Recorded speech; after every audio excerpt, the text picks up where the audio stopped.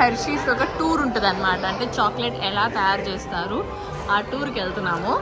So ఈయనే Hershey కనిపెట్టిన ఆయన. ఇదనమాట. మేము ఆల్రెడీ మెర్చెండైజ్ కూడా కొనుక్కున్నాం.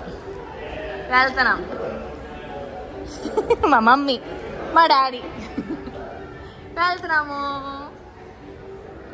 అదిగో మా వాళ్ళిద్దరు అక్కడ బుర్ర పరిగెడుతున్నారు. మూ మూ కమాన్. అంతే అంతే. ఇట్లా ఉంటుంది లోపల అంతా చాక్లెట్స్ అని మర్చెండైజ్ దొరుకుతుంది.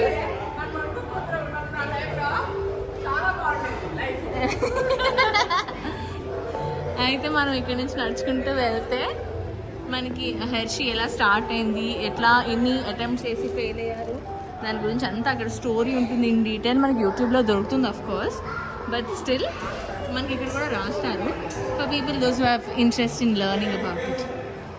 నడుచుకుంటే వెళ్ళడమే. ఇదిగో 1857 ఆయన పుట్టారు. ఇక అక్కడి నుంచి స్టార్ట్ అయింది అన్న జర్నీ ఒక్కొక్కటి. ఇక అలా చేసుకుంటూ వెళ్ళి 1903కి మన హెర్షీస్ స్టార్ట్ అయింది. That was born. And then ఈవెన్చువల్గా హెర్షీ అలా లైమ్ లైట్స్లోకి వచ్చింది. తర్వాత రీసీస్ అని, డార్క్ చాక్లెట్ అని, ట్విస్లర్స్ అని, ఓరియోది స్టార్ట్ చేశారు. ఇక 2000లో Ice Breakers, Breath Savers brands వచ్చినాయి. అయితే ఇక్కడ మనకి చూపిస్తారు genuine ingredients like cocoa beans, sugar canes వేసిన షుగర్ అండ్ మిల్క్ అని డిరైవ్ అయినాయి. ఇక్కడ మనకి కోకో ఫామ్ అని ఒకటి ఉంటుంది. ఇందులో కోకో ఎలా హార్వెస్ట్ చేస్తారు, ఎలా వస్తుందన్న దాని గురించి రాసి ఉంటారు డీటెయిల్గా. ఏ come on, come from this side, come come. అదిగో చెప్పనా. ఓకే, దాని నుంచి మనకి మిల్క్ చాక్లెట్ వస్తుంది.